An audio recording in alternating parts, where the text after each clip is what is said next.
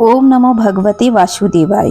दोस्तों खुश रहें, मस्त रहें, अपने चारों तरफ स्वच्छता बनाए रखें।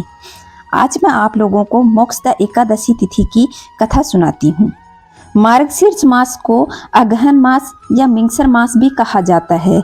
इसमें शुक्ल पक्ष में जो एकादशी तिथि यानी 11 आती है उसे मोक्षदा एकादशी कहा जाता है। जैसा कि आपको नाम से स्पष्ट होता है, मोक्षदा यानी मोक्ष प्रदान करने वाली। तो इस दिन व्रत करने वाले को खूब धन संपदा प्राप्त होती है और जीवन में मोक्ष की प्राप्ति होती है। जितने भी पाप आदि कर्म किए हुए होते हैं उनसे भी छुटकारा मिल जाता है। तो आइए जानते हैं कि मोक्षदा एकादशी तिथि की कथा क्या है। इससे पहले मैं आपको बता दूं कि इसके शुभ मुहूर्त और पूजा विधि संपूर्ण मैंने चैनल पे डाल दिया है। आप वहां से जाकर के वीडियो देख सकते हैं और किस दिन एकादशी तिथि है और उसको कौन कौन से शुभ मुहूर्त में हमें पूजा करनी है उसकी संपूर्ण जानकारी है, आप वहां से देख लेना। आइए जानते हैं मोक्षदा एकादशी तिथि की व्रत की कथा। प्राचीन काल में गोकुल नगर में एक धर्मात्मा राजा रहता था। उसका नाम था वेखानस। उसने रात्रि में एक स्वप्न देखा जिसमें उसने अपने पिता को नरक भोगते हुए देखा।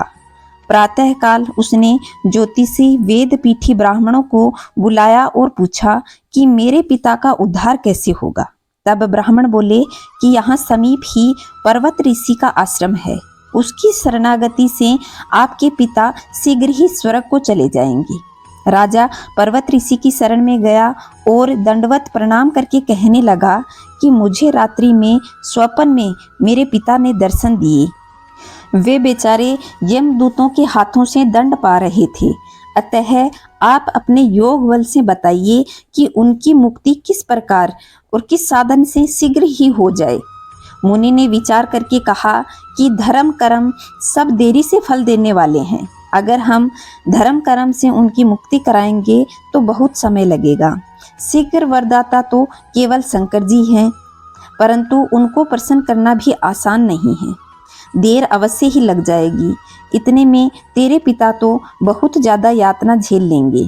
इसलिए सबसे सुगम और शीघ्र फल प्रदान करने वाली तो मोक्षदा एकादशी है। इसका व्रत करने से शीघ्र ही तुम्हारे पिता नरक से मुक्त हो जाएंगे।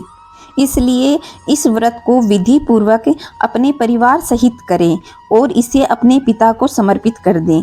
निश्चय ही उनकी मुक्ति हो जाएगी। राजा ने कुटुंब सहित मोक्षदा एकादशी का व्रत किया और उसका जो फल था वह अपने पिता को अर्पण कर दिया। इसके प्रभाव से वे नरक से छूट करके और स्वर्ग को चले गए और जाते वक्त अपने पुत्र से बोले कि मैं परम धाम जा रहा हूँ। ऐसा करने से मुझे स्वर्ग की प्राप्ति हुई है। इसलिए जो श्रद्धा भक्ति से मोक्षदा एकादशी का महात्म्य सुनता है और उसका व्रत करता है उसे 10 यज्ञ करने के बराबर फल मिलता है। तो दोस्तों यह थी मोक्षदा एकादशी व्रत की कहानी।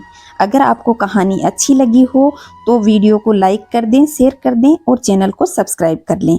और आपने इसके शुभ मुहूर्त का वीडियो नहीं देखा है तो वह भी चैनल पर जाकर देख सकते हैं और वहां से एकादशी तिथि की संपूर्ण जानकारी प्राप्त कर सकते हैं। खुश रहें, मस्त रहें। कमेंट में जय श्री नारायण अवश्य लिखें।